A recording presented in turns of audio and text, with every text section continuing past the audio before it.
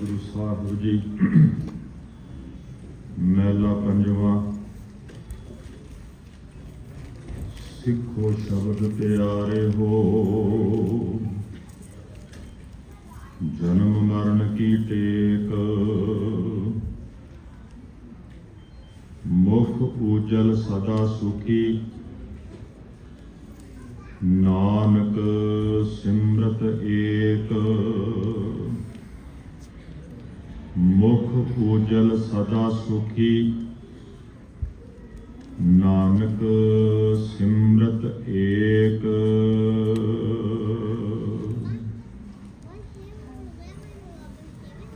सतगुर जी की पावन हजूरी दे विच बड़े अदब सैत रल मिल के जिथे ऐतवार के विशेष दीवाना दे विच आप शिरकत कर रहे हो, उत्थे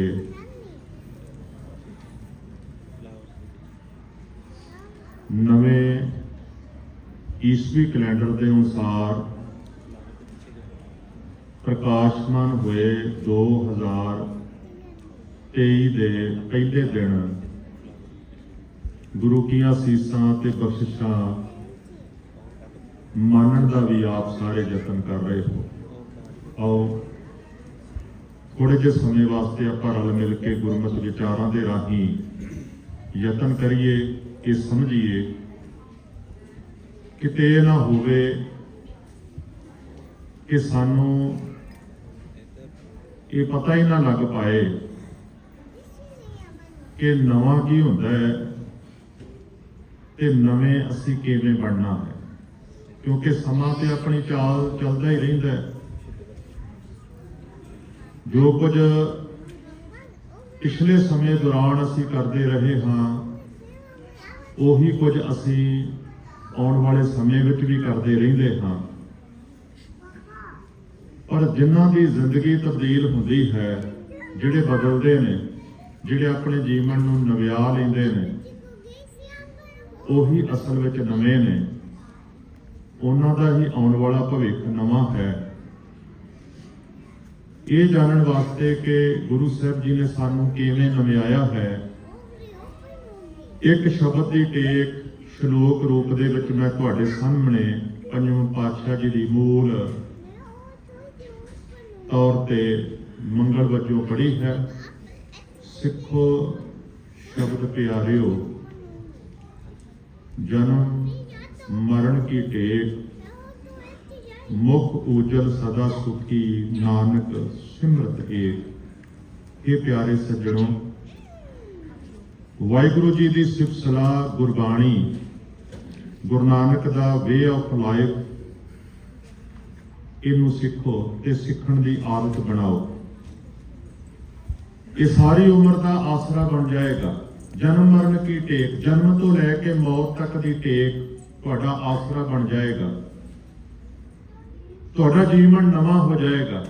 मुख उजल, चंगियां जिहड़ियां परसनैलिटीज हुंदियां ने, जिन्हां दा जीवन वधिया हुंदा है, उन्हां दा रंग काला भी होवे, नैन नक्श बहुते तिखे ना भी होण तां भी मुख उजल।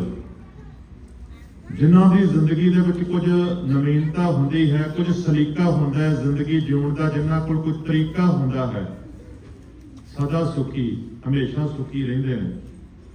नानक सिमरत एक। है नानक, हमेशा एक परमेश्वर नूं याद रख, एक दे उपर भरोसा रख, एकता दे नाल अपना संबंध बनाई रख। ये श्लोक दे मुख भाव ने, क्योंकि कई जाने उठ के चले जाते हैं। जे इन्ना की कोई समझ लवे, इहदे नाल भी गल दा भेद पता चल जाता है। आओ एक बारी नवें साल की बधाई फतेह राही प्राप्त करो। उपरंत आपां कुछ गुरु कीआं गल्लां रल मिल के करिए, ताकि साडी जिंदगी दे विच कोई नवीनता आ सके। प्यार सहित प्रवानगी दिओ। आखो वाहिगुरू जी का खालसा, वाहिगुरू जी की फतेह। सानू माण है, असीं ये कहिंदे हां सिੱਖੀ नवे युग का धर्म है। जे सिੱਖੀ नवे युग का धर्म है तो ख्याल करियो ਫਿਰ ਸਾਡੀ ਜ਼ਿੰਦਗੀ ਦੇ ਵਿੱਚ ਕਿਸੇ ਪ੍ਰਕਾਰ ਦਾ ਪੁਰਾਣਾਪਨ ਨਹੀਂ ਹੋਣਾ ਚਾਹੀਦਾ। ਸਾਡੀ ਜ਼ਿੰਦਗੀ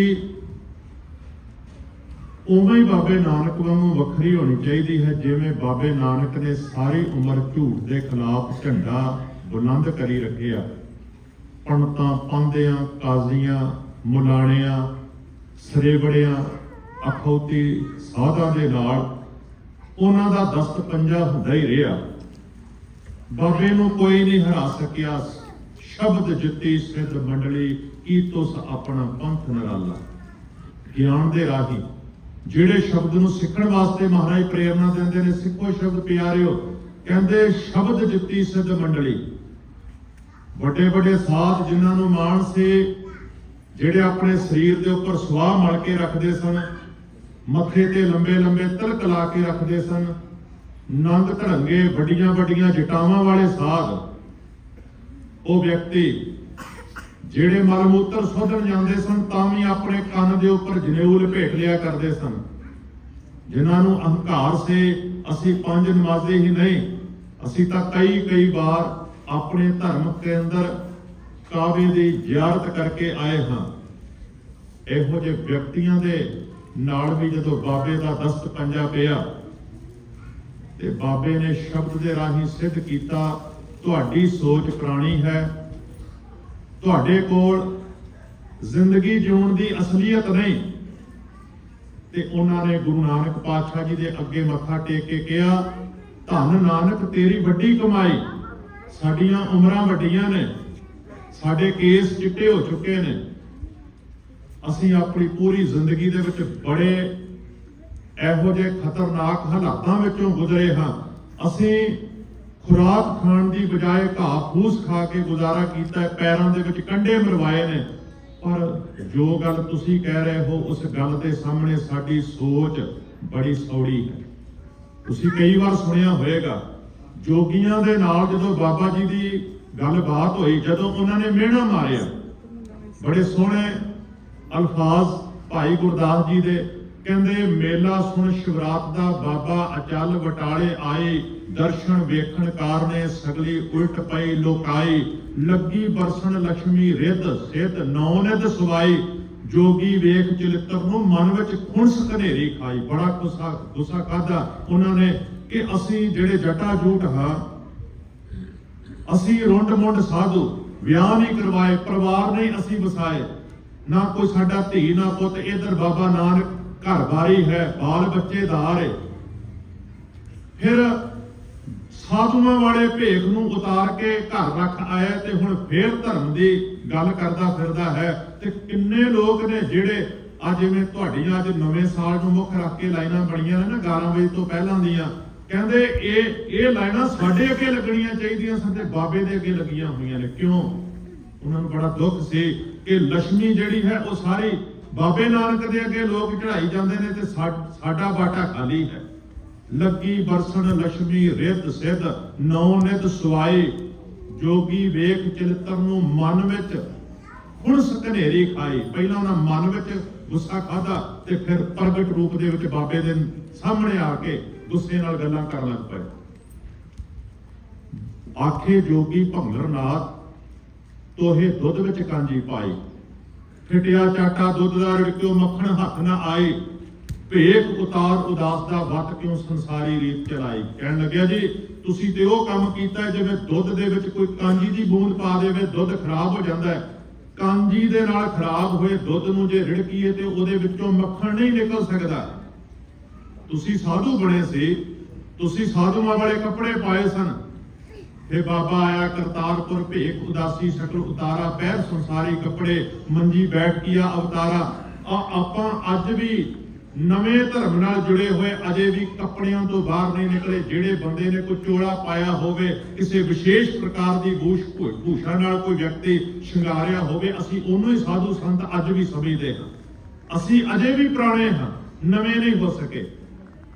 ਜੋਗੀਆਂ ਨੂੰ ਇਹੀ ਦੁੱਖ ਸੀ ਕਿ ਤੁਸੀਂ ਸਾਧੂਆਂ ਵਾਲੇ ਕੱਪੜੇ ਲਾ ਕੇ ਤੁਸੀਂ ਦੁਨਿਆਵੀ ਲੋਕਾਂ ਨੂੰ, ਕੀ ਹੋਣਗੇ ਕੱਪੜੇ ਦੁਨਿਆਵੀ ਲੋਕਾਂ ਦੇ? ਉਦੋਂ ਲੋਕ ਚਾਦਰਾ ਬੰਨ੍ਹਦੇ ਹੋਣਗੇ, ਧੋਤੀ ਬੰਨ੍ਹਦੇ ਹੋਣਗੇ, ਕੁੜਤਾ ਪਾਉਂਦੇ ਹੋਣਗੇ। ਬਾਬਾ ਜੀ ਨੇ ਉਵੇਂ ਦੀ ਆਮ ਲੋਕਾਂ ਵਰਗੀ ਪੱਗ ਬੰਨ ਲਈ, ਆਮ ਲੋਕਾਂ ਵਰਗੇ ਕੱਪੜੇ ਪਾ ਲਏ। ਇਹ ਮੈਂ ਨਹੀਂ ਕਹਿ ਰਿਹਾ, ਭਾਈ ਗੁਰਦਾਸ ਕਹਿ ਰਹੇ ਨੇ, ਜਿਨ੍ਹਾਂ ਉੱਪਰ ਕੋਈ ਸ਼ੰਕਾ ਨਹੀਂ ਕੀਤਾ ਜਾ ਸਕਦਾ। ਕਹਿੰਦੇ 4 ਉਦਾਸੀਆਂ ਕੰਪਲੀਟ ਹੋਈਆਂ, ਫਿਰ ਬਾਬਾ ਆਇਆ ਕਰਤਾਰਪੁਰ, ਭੇਖ ਉਦਾਸੀ ਸਗਲ ਉਤਾਰਾ, ਪੈਰ ਸੰਸਾਰੀ ਕੱਪੜੇ ਮੰਜੀ ਬੈਠ ਕੀਆ ਅਵਤਾਰਾ। ਜੋਗੀ ਕਹਿਣ ਲੱਗੇ ਭੇਖ ਉਤਾਰ ਉਦਾਸ ਦਾ ਵੱਤ ਕਿਉਂ ਸੰਸਾਰੀ ਰੀਤ ਚਲਾਏ, ਤੁਸੀਂ ਸੰਸਾਰੀਆਂ ਵਾਂਗੂ ਕਿਉਂ ਰਹਿਣਾ ਸ਼ੁਰੂ ਕਰ ਦਿੱਤਾ ਹੈ? ਬਾਬਾ ਜੀ ਨੇ ਕਿਹਾ ਮੈਂ ਪਹਿਲਾਂ ਵੀ ਸੰਸਾਰੀ ਸੀ, ਪਹਿਲਾਂ ਵੀ ਘਰਬਾਰੀ ਸੀ। ਇਹੀ ਗੱਲ ਸਮਝਾਉਣ ਵਾਸਤੇ ਮੈਂ ਲੋਕਾਂ ਨੂੰ ਗਿਆ ਸਾਂ। ਉਹ ਭਲਿਓ, ਜਿਵੇਂ ਮਹਾਰਾਜ ਕਹਿੰਦੇ ਨੇ, ਜੋਗ ਨਾ ਭਗਵੀ ਕਪਣੀ, ਜੋਗ ਨਾ ਮੈਲੇ ਵੇਸ, ਨਾਨਕ ਘਰ ਬੈਠਿਆਂ ਜੋਗ ਪਾਈਏ ਸਤਿਗੁਰ ਕੇ ਉਪਦੇਸ਼। ਗੁਰੂ ਦੀ ਗੱਲ ਨੂੰ ਸੁਣੋ, ਜਿਹੜਾ ਗੁਰੂ ਨੇ ਸਾਨੂੰ ਲਾਈਫ ਸਟਾਈਲ ਦਿੱਤਾ ਹੈ ਉਹਨੂੰ ਅਪਣਾਓ। ਨਾਨਕ ਸਤਿਗੁਰ ਭੇਟੇ ਆ, ਪੂਰੀ ਹੋਵੇ ਜੁਗਤ ਹੱਸੰਦੇ ਆ, ਘਰ ਪਰਿਵਾਰ ਵਿੱਚ ਰਹਿ ਕੇ ਹੱਸਿਆ ਕਰੋ, ਖਿਲੰਦੇ ਆ, ਖੇਡਿਆ ਕਰੋ, ਪਹਿਨੰਦੇ ਆ, ਚੰਗੇ ਕੱਪੜੇ ਪਾਓ, ਹੱਸੰਦੇ ਆ, ਖਿਲੰਦੇ ਆ, ਕਰੰਦੇ ਆ, ਖਵੰਦੇ ਆ, ਚੰਗੀ ਖੁਰਾਕ ਖਾਓ, ਵਿੱਚੇ ਹੋਵੇ ਮੁਕਤ। ਤੁਸੀਂ ਐਵੇਂ ਦਾ ਜੀਵਨ ਨਹੀਂ ਜਿਉਣਾ ਕਿ ਮੈਂ ਤੇ ਵਰਤ ਰੱਖਿਆ ਹੋਇਆ ਹੈ, ਮੈਂ ਭੁੱਖੇ ਰਹਿਣਾ ਤਾਂ ਕਿ ਰੱਬ ਖੁਸ਼ ਹੋ ਜਾਏ, ਮੈਂ ਤੇ ਐਵੇਂ ਦੇ ਮੈਲੇ ਕੁਚੈਲੇ ਕੱਪੜੇ ਪਾ ਕੇ ਰੱਖਣੇ। ਰੱਬ ਨੂੰ ਇਹ ਜਿਹੜਾ ਭੇਖ ਹੈ ਇਹ ਬੜਾ ਪਸੰਦ ਹੈ। ਜਾਂ ਮੈਂ ਹੱਸਣਾ ਨਹੀਂ, ਹੱਸਣ ਵਾਲਾ ਵਿਅਕਤੀ ਧਰਮੀ ਥੋੜੀ ਹੋ ਸਕਦਾ ਹੈ। ਮੈਂ ਖੇਡਣਾ ਨਹੀਂ, ਖੇਡਣ ਲੱਗਿਆ ਕਈ ਪ੍ਰਕਾਰ ਦੀ ਧਾਰਮਿਕ ਅਵਗਿਆ ਜਾਂਦੀ ਹੈ। ਮਹਾਰਾਜ ਕਹਿਣ ਲੱਗੇ ਖੇਡੋ, ਤੁਹਾਡੀ ਸਿਹਤ ਚੰਗੀ ਰਹੇ, ਚੰਗੀ ਖੁਰਾਕ ਖਾਓ, ਤੁਹਾਡੀ ਇਮਿਊਨਿਟੀ ਤਗੜੀ ਰਹੇ। ਮਹਾਰਾਜ ਕਹਿਣ ਲੱਗੇ ਚੰਗੇ ਕੱਪੜੇ ਪਾਓ ਤਾਂ ਕਿ ਤੁਸੀਂ ਦੂਜਿਆਂ ਨੂੰ ਸੋਹਣੇ ਲੱਗ ਸਕੋ। ਹੱਸਣਾ ਵੀ ਹੈ, ਖੇਡਣਾ ਵੀ ਹੈ, ਪਹਿਨਣਾ ਵੀ ਹੈ, ਪਰ ਗੁਰੂ ਦੇ ਗਿਆਨ ਨੂੰ ਆਪਣੇ ਜੀਵਨ ਦੇ ਵਿੱਚ ਅਪਣਾ ਕੇ ਰੱਖਣਾ ਹੈ। ਜਿਹੜਾ ਲਾਈਫ ਸਟਾਈਲ ਗੁਰੂ ਨਾਨਕ ਨੇ ਦਿੱਤਾ ਹੈ ਉਹ ਜੀਵਨ ਵਿੱਚ ਅਪਣਾਉਣਾ ਹੈ। ਘਰ ਦੇ ਵਿੱਚ ਰਹਿ ਕੇ ਅਸੀਂ ਧਰਮ ਨੂੰ ਕਮਾਉਣਾ ਹੈ, ਘਰ ਛੱਡ ਕੇ ਨਹੀਂ ਜਾਣਾ, ਜ਼ਿੰਮੇਵਾਰ ਮਨੁੱਖ ਬਣਨਾ ਹੈ। ਮੈਂ ਆਮ ਹੀ ਜਦੋਂ ਇੱਥੇ ਵਿਆਹ ਸਮਾਗਮ ਹੁੰਦੇ ਪਹਿਲੀ ਨਾਂ ਦੀ ਸਿੱਖਿਆ ਹੀ ਦਿਆ ਕਰਦਾ ਹਾਂ ਕਿ ਪ੍ਰਵਿਰਤੀ ਮਾਰਗ ਅਪਣਾਉਣ ਦੀ ਗੱਲ ਕੀਤੀ ਹੈ। ਜਿਹੜੇ ਨਿਰਵਿਰਤੀ ਮਾਰਗ ਅਪਣਾਉਂਦੇ ਨੇ ਉਹ ਭਗੌੜੇ ਨੇ, ਜਿਹੜੇ ਜ਼ਿੰਮੇਵਾਰੀਆਂ ਤੋਂ ਡਰਦੇ ਨੇ ਉਹੀ ਬੰਦੇ ਵਿਆਹ ਨਹੀਂ ਕਰਦੇ। ਖਿਆਲ ਕਰਿਓ, ਵਿਆਹ ਕੀਤਾ ਜਾਂਦਾ ਜ਼ਿੰਮੇਵਾਰ ਬਣਨ ਵਾਸਤੇ, ਤੇ ਸਿਆਣੇ ਕਹਿੰਦੇ ਨੇ ਜ਼ਿੰਮੇਵਾਰ ਮਨੁੱਖ ਹੀ ਵਿਆਹ ਕਰਵਾਉਂਦੇ ਨੇ, ਰਿਸਪੌਂਸਿਬਲ ਪਰਸਨ ਹੀ ਮੈਰਿਜ ਕਰਵਾਉਂਦੇ ਨੇ, ਉਹੀ ਮੈਂ ਜਿਹੜਾ ਗ੍ਰਸਤ ਜੀਵਨ ਜਿਉਂਦੇ ਨੇ। ਜੋਗੀ ਕਹਿਣ ਲੱਗੇ ਤੁਸੀਂ ਇਹ ਕੀ ਕੀਤਾ, ਤੁਸੀਂ ਤੇ ਦੁੱਧ ਦੇ ਵਿੱਚ ਕਾਂਜੀ ਪਾ ਦਿੱਤੀ। ਮਹਾਰਾਜ ਨੇ ਫਿਰ ਦੱਸਿਆ ਅਸਲੀਅਤ। ਕਹਿਣ ਲੱਗੇ ਹੇ ਜੋਗੀ, ਤੇਰਾ ਧਰਮ ਪੁਰਾਣਾ ਹੈ, ਤੇਰੀ ਸੋਚ ਪੁਰਾਣੀ ਹੈ, ਤੇਰੇ ਧਰਮ ਗੁਰੂ ਨੇ ਤੈਨੂੰ ਕਨਫਿਊਜ਼ ਕੀਤਾ ਹੋਇਆ ਹੈ। ਬਾਬਾ ਆਖੇ ਭੰਗਰ ਨਾਥ ਤੇਰੀ ਮਾਂ ਕੁਚੱਜੀ ਆਹੇ, ਮਾਂ ਦਾ ਅਰਥ ਹੈ ਗੁਰੂ। ਤੇਰੀ ਮਾਂ ਕੁਚੱਜੀ ਆਹੇ, ਭਾਂਡਾ ਧੋਏ ਨਾ ਜਾਤਿਓ ਨ ਭਾਏ ਕੁਚੱਜੇ ਫੁੱਲ ਸੜਾਹੇ। ਹੋਏ ਅਤੀਤ ਗ੍ਰਸਤ ਤਜ ਫਿਰ ਉਹਨੂੰ ਕੇ ਘਰ ਮੰਗਣ ਜਾਈ, ਬਿਨ ਦਿੱਤੇ ਕਿ ਹੱਥ ਨਾ ਆਏ। ਕਹਿਣ ਲੱਗੇ ਤੇਰੀ ਮਾਂ ਨੇ ਤੈਨੂੰ ਸਿਖਾਇਆ ਹੀ ਨਹੀਂ ਕਿ ਕਿਵੇਂ ਪਰਿਵਾਰ ਵਿੱਚ ਰਹਿ ਕੇ ਪਰਿਵਾਰਕ ਜ਼ਿੰਮੇਵਾਰੀਆਂ ਨਿਭਾਉਣੀਆਂ ਨੇ। ਉਹ ਭਲਿਆ ਬਜ਼ੁਰਗਾਂ ਦੀ ਸੇਵਾ, ਮਾਤਾ ਪਿਤਾ ਦੀ ਸੇਵਾ ਕਰਨਾ ਬੜੀ ਵੱਡੀ ਬੰਦਗੀ ਹੈ। ਬੱਚਿਆਂ ਦੀ ਠੀਕ ਢੰਗ ਦੇ ਨਾਲ ਪਰਵਰਿਸ਼ ਕਰਨਾ, ਉਹਨਾਂ ਨੂੰ ਤਰੀਕਾ ਜ਼ਿੰਦਗੀ ਜਿਉਣ ਦਾ, ਉਹਨਾਂ ਨੂੰ ਸਲੀਕਾ ਸਿਖਾਉਣਾ, ਜਿਹੜੀਆਂ ਵੈਲਿਊਜ਼ ਨੇ ਚੰਗੀਆਂ ਵੈਲਿਊਜ਼, ਗੁੱਡ ਵੈਲਿਊਜ਼, ਉਹ ਉਹਨਾਂ ਨੂੰ ਦੇ ਕੇ ਜਾਣੀਆਂ, ਸੰਸਕਾਰੀ ਬਣਾ ਕੇ ਜਾਣਾ, ਇਹ ਬਹੁਤ ਵੱਡੀ ਭਗਤੀ ਹੈ। ਆਪਣੇ ਸਰੀਰ ਦੇ ਪ੍ਰਤੀ ਅਵੇਅਰ ਰਹਿਣਾ, ਮਨ ਦੇ ਪ੍ਰਤੀ ਅਵੇਅਰ ਰਹਿਣਾ ਕਿ ਬੁਰੀ ਕੋਈ ਅਸੀਂ ਨੈਗੇਟਿਵ ਸੋਚ ਨਾ ਸੋਚੀਏ। ਆਪਣੀ ਪਤਨੀ ਦਾ, ਆਪਣੇ ਪਤੀ ਦਾ ਖਿਆਲ ਰੱਖਣਾ, ਜਿਹੜੀਆਂ ਸਾਡੀਆਂ ਜ਼ਿੰਮੇਵਾਰੀਆਂ ਨੇ ਉਹ ਨਿਭਾਉਣਾ ਬਹੁਤ ਵੱਡੀ ਬੰਦਗੀ ਹੈ। ਤੇਰੀ ਮਾਂ ਨੇ ਨਹੀਂ ਸਿਖਾਇਆ, ਤੇਰੀ ਮਾਂ ਕੁਚੱਜੀ ਹੈ, ਤੇਰੀ ਮਾਂ ਕੁਚੱਜੀ ਆਹੇ, ਭਾਂਡਾ ਧੋਏ ਨਾ ਜਾਤਿਓ ਨ ਭਾਏ ਕੁਚੱਜੇ ਫੁੱਲ ਸੜਾਹੇ। ਹੋਏ ਅਤੀਤ ਗ੍ਰਸਤ ਤਜ, ਇੱਕ ਬੰਨੇ ਅਤੀਤ ਹੋ ਗਿਆ, ਘਰ-ਬਾਰ ਤਿਆਗ ਦਿੱਤਾ, ਫਿਰ ਉਹਨੂੰ ਕੇ ਘਰ ਮੰਗਣ ਜਾਈ, ਬਿਨ ਦਿੱਤੇ ਕਿ ਹੱਥ ਨਾ ਆਈ, ਫਿਰ ਉਹਨਾਂ ਦੇ ਘਰ ਮੰਗਦਾ ਫਿਰਦਾ ਹੈ। ਇਵੇਂ ਤੇ ਅਸਲੀਅਤ ਤੇਰੇ ਹੱਥ ਨਹੀਂ ਪੈਣੀ, ਨਵੀਨਤਾ ਤੇਰੀ ਜ਼ਿੰਦਗੀ ਦੇ ਵਿੱਚ ਨਹੀਂ ਆ ਸਕਦੀ। ਬਾਬੇ ਨਾਨਕ ਨੇ ਬਿਲਕੁਲ ਨਿਆਰਾ ਤੇ ਨਵਾਂ ਧਰਮ ਦਿੱਤਾ, ਪੁਰਾਣੇ ਧਰਮਾਂ ਤੋਂ ਬਿਲਕੁਲ ਵੱਖਰਾ ਸੀ, ਜਿਹਦੇ ਵਿੱਚ ਕਿਸੇ ਪ੍ਰਕਾਰ ਦੇ ਭੇਖ ਦੀ, ਕਿਸੇ ਪ੍ਰਕਾਰ ਦੇ ਰੰਗ ਭੇਦ ਦੀ, ਲਿੰਗ ਭੇਦ ਦੀ ਕੋਈ ਮਾਨਤਾ ਨਹੀਂ ਸੀ। ਮੈਂ ਬਹੁਤੀਆਂ ਗੱਲਾਂ ਨਹੀਂ ਕਰਾਂਗਾ ਕਿਉਂਕਿ ਵਿਸ਼ਾ ਲੰਬਾ ਹੋ ਜਾਏਗਾ। ਜਦੋਂ ਦਸ਼ਮੇਸ਼ ਪਿਤਾ ਨੇ ਖੰਡੇ ਦੀ ਪਹੁਲ ਦਿੱਤੀ, ਮੈਂ ਰਾਤ ਵੀ ਗੱਲ ਕੀਤੀ ਸੀ, ਪੰਜ ਪਿਆਰੇ ਅੱਜ ਵੀ ਜਦੋਂ ਖੰਡੇ ਦੀ ਪੌਲ ਉਹ ਪਰੰਪਰਾ ਨਿਭਾਉਂਦੇ ਨੇ ਨਾ, ਤੇ ਪੰਜ ਪਿਆਰੇ ਜਦੋਂ ਮਰਿਆਦਾ ਦਿਨ ਕਰਾਉਂਦੇ ਨੇ, ਪੌਲ ਦੇਣ ਉਪਰੰਤ ਜਦੋਂ ਇੱਕ ਪਿਆਰਾ ਸੰਬੋਧਨ ਕਰਦਾ ਹੈ, ਪਤਾ ਕੀ ਕਹਿੰਦਾ ਹੈ?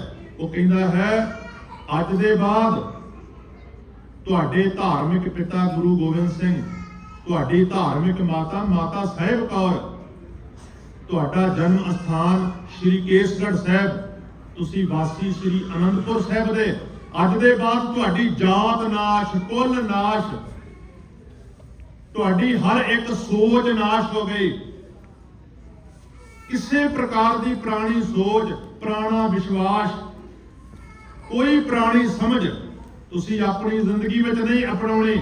ਅੱਜ ਦੇ ਬਾਅਦ ਸਤਿਗੁਰ ਕੇ ਜਨਮੇ ਗਮਨ ਮਿਟਾਇਆ। ਤੁਹਾਡਾ ਗੁਰੂ ਦੇ ਘਰ ਵਿੱਚ ਜਨਮ ਹੋਇਆ ਹੈ, ਤੁਹਾਡਾ ਗਮਨ ਖਤਮ ਹੋ ਗਿਆ, ਤੁਹਾਡੀ ਜ਼ਿੰਦਗੀ ਅੱਜ ਦੇ ਬਾਅਦ ਨਵੀਂ ਹੈ। ਪਰ ਖਿਆਲ ਕਰਿਓ, ਕੀ ਅਸੀਂ ਇਸ ਗੱਲ ਨੂੰ ਸਮਝ ਸਕੇ ਹਾਂ?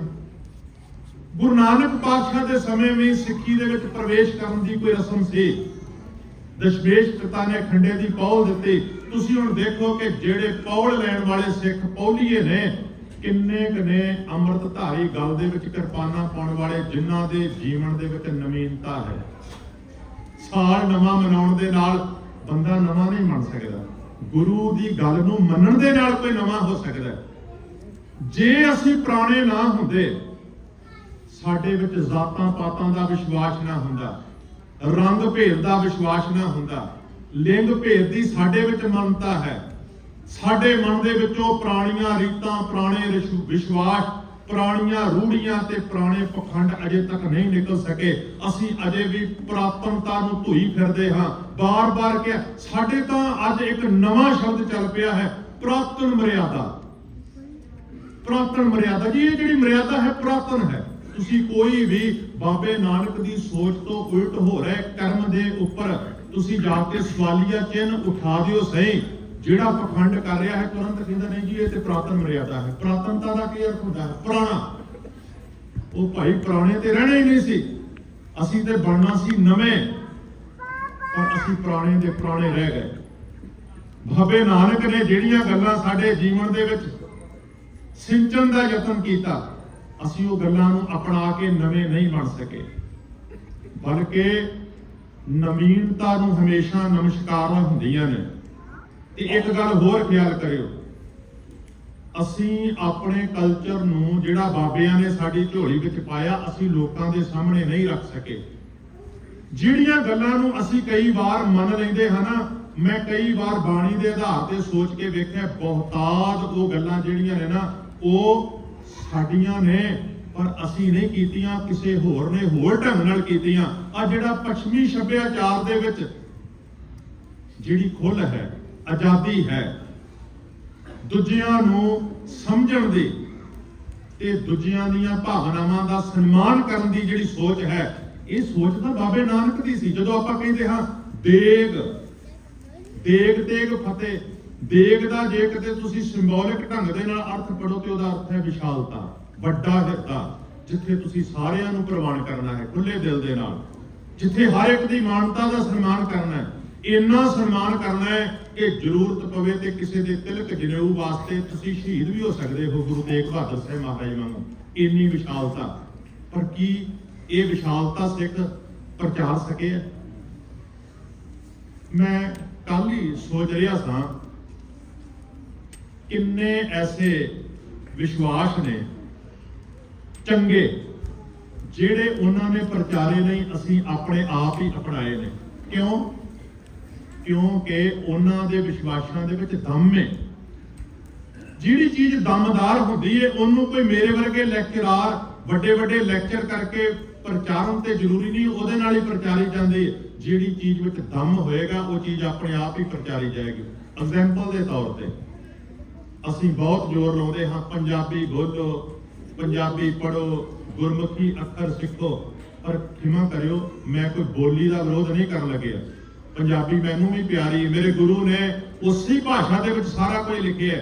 ਡਾਕਟਰ ਸਾਹਿਬ ਬੈਠੇ ਹੋਏ ਨੇ, ਕੋਈ ਇੱਥੋਂ ਸਿਆਣਾ ਪੜ੍ਹਿਆ ਲਿਖਿਆ ਦੱਸੇ ਕਿ ਪੰਜਾਬੀ ਦੇ ਵਿੱਚ ਕੋਈ ਮੈਡੀਸਿਨ ਦਾ ਡਾਕਟਰ ਬਣ ਸਕਦਾ ਹੈ, ਕੋਈ ਅੱਖਾਂ ਦਾ ਡਾਕਟਰ ਬਣ ਸਕਦਾ ਹੈ, ਕੋਈ ਹਾਰਟ ਸਪੈਸ਼ਲਿਸਟ ਬਣ ਸਕਦਾ ਹੈ, ਕੋਈ ਇੰਜੀਨੀਅਰ ਬਣ ਸਕਦਾ ਹੈ। ਅਸੀਂ ਇਸ ਭਾਸ਼ਾ ਦੇ ਵਿੱਚ ਕਿੰਨਾ ਕੁ ਲਿਟਰੇਚਰ ਲਿਖੇ ਹੈ। ਅੰਗਰੇਜ਼ੀ ਵਾਲਿਆਂ ਨੂੰ ਕਹਿਣਾ ਨਹੀਂ ਪੈਂਦਾ ਕਿ ਅੰਗਰੇਜ਼ੀ ਬੋਲੋ, ਅੰਗਰੇਜ਼ੀ ਪੜ੍ਹੋ, ਅੰਗਰੇਜ਼ੀ ਸਿੱਖੋ, ਕਿਉਂਕਿ ਉਹ ਹਰ ਇੱਕ ਮਨੁੱਖ ਦੀ ਕਮਜ਼ੋਰੀ ਬਣੀ ਹੋਈ ਹੈ।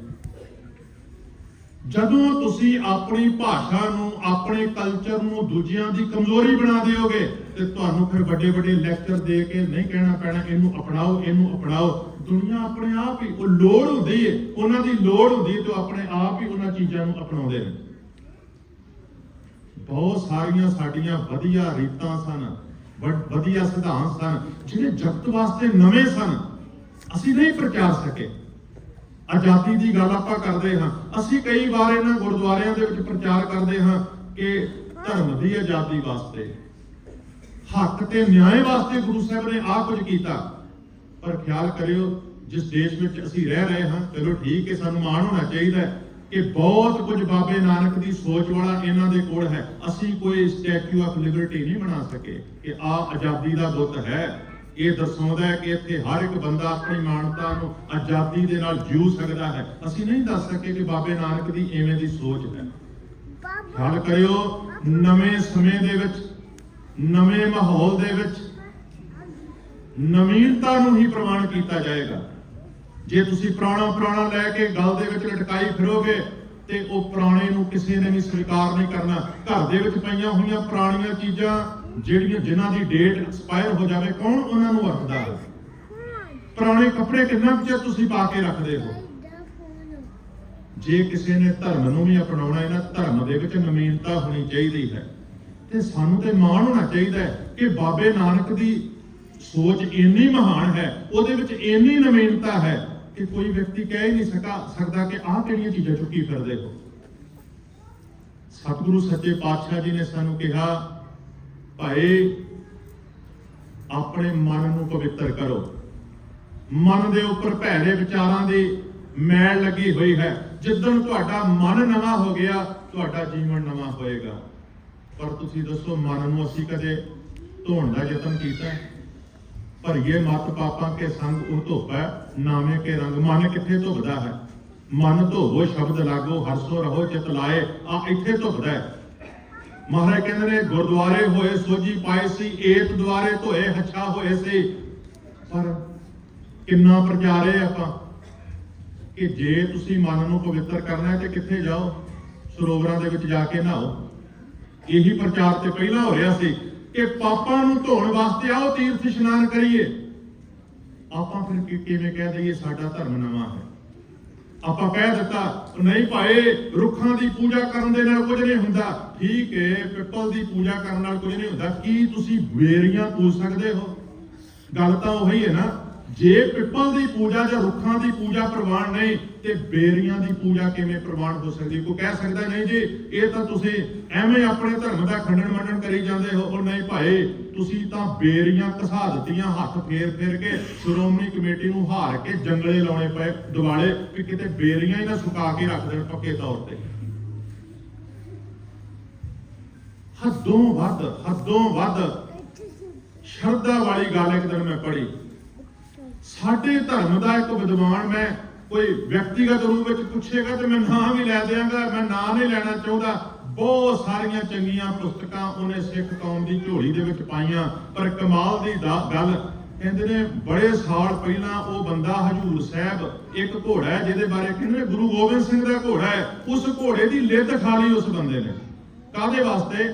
ਇਹ ਗੁਰੂ ਗੋਬਿੰਦ ਸਿੰਘ ਦਾ ਘੋੜਾ ਹੈ। ਕੀ ਇਹਨੂੰ ਤੁਸੀਂ ਨਵੀਨਤਾ ਕਹੋਗੇ? ਔਰ ਉਸ ਬੰਦੇ ਨੇ 30-35 ਸਿੱਖੀ ਦੇ ਉੱਪਰ ਪੁਸਤਕਾਂ ਲਿਖ ਕੇ ਸਿੱਖ ਕੌਮ ਨੂੰ ਦਿੱਤੀਆਂ ਨੇ।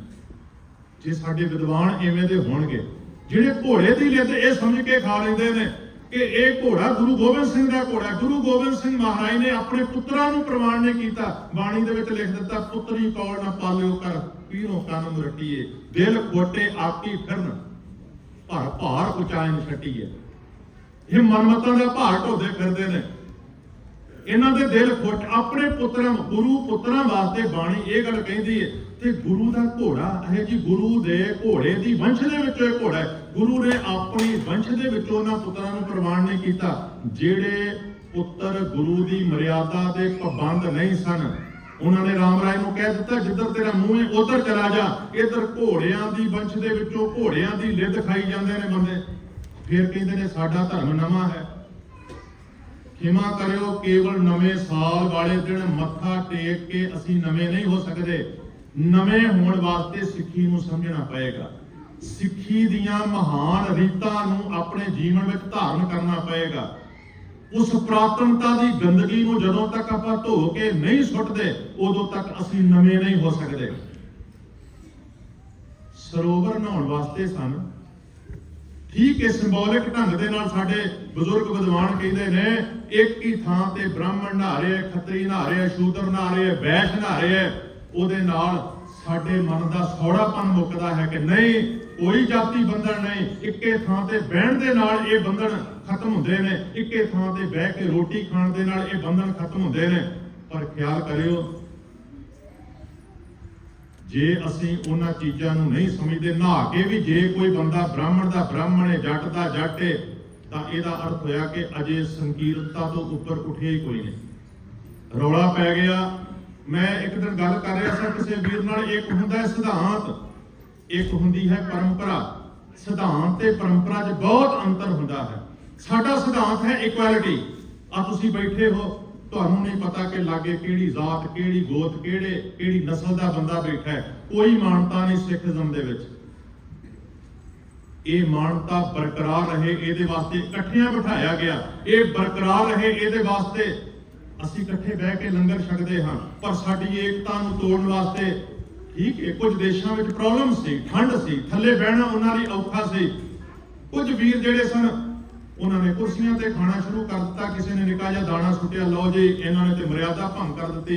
ਇੱਕ ਦੂਜੇ ਦੇ ਸਿਰ ਦੇ ਵਿੱਚ ਗਰਮ ਦਾਲ ਦੀਆਂ ਬਾਲਟੀਆਂ ਪਾ ਪਾ ਕੇ ਇੱਕ ਦੂਜੇ ਨੂੰ ਸਾੜਨ ਦਾ ਯਤਨ ਕੀਤਾ। 1997-98 ਦੇ ਲਗਭਗ ਸਿੱਖਾਂ ਨੇ ਕੈਨੇਡਾ ਦੇ ਵਿੱਚ ਖਾਸ ਤੌਰ ਤੇ ਮੈਂ ਜਿਸ ਵੀਰ ਨਾਲ ਕੱਲ ਗੱਲ ਕਰ ਰਿਹਾ ਸਾਂ, ਮੈਂ ਕਹਿ ਰਿਹਾ ਸਾਂ ਦੇਖੋ ਲੰਗਰ ਹਾਲ ਦੇ ਵਿੱਚ ਜਿਹੜੇ ਬੈਠੇ ਨੇ, ਆਪਾਂ ਇਸ ਕਰਕੇ ਤਾਂ ਨਿਭਾਇਆ, ਇਹਦਾ ਅਰਥ ਇਹ ਨਹੀਂ ਕਿ ਸਾਨੂੰ ਆਪਣੀ ਪਰੰਪਰਾ ਛੱਡ ਦੇਣੀ ਚਾਹੀਦੀ ਹੈ। ਹੋ ਸਕੇ ਤੇ ਥੱਲੇ ਬਹਿ ਕੇ ਛਕੋ। ਅਜੁਰਵੈਦ ਦੇ ਅਨੁਸਾਰ ਉਹਦੇ ਬਹੁਤ ਸਾਰੇ ਫਾਇਦੇ ਬਿਆਨ ਕੀਤੇ ਜਾਂਦੇ ਨੇ। ਪਰ ਖਿਆਲ ਕਰਿਓ, ਜਦੋਂ ਕੁਰਸੀਆਂ ਤੇ ਬਹਿ ਕੇ ਕੋਈ ਲੰਗਰ ਛਕਦਾ, ਇਹ ਤਾਂ ਨਹੀਂ ਕਿਹਾ ਜਾਂਦਾ ਉਹਨੂੰ ਕਿ ਤੇਰੀ ਫਲਾਣੀ ਜਾਤ ਤੇ ਤੂੰ ਹੀ ਬੈਠ ਸਕਦਾ, ਦੂਜਾ ਨਹੀਂ ਬੈਠ ਸਕਦਾ। ਗੱਲ ਤੇ ਇਕੁਐਲਿਟੀ ਦੀ ਹੈ, ਇਕੁਅਲ ਰਹਿਣਾ, ਬਰਾਬਰਤਾ।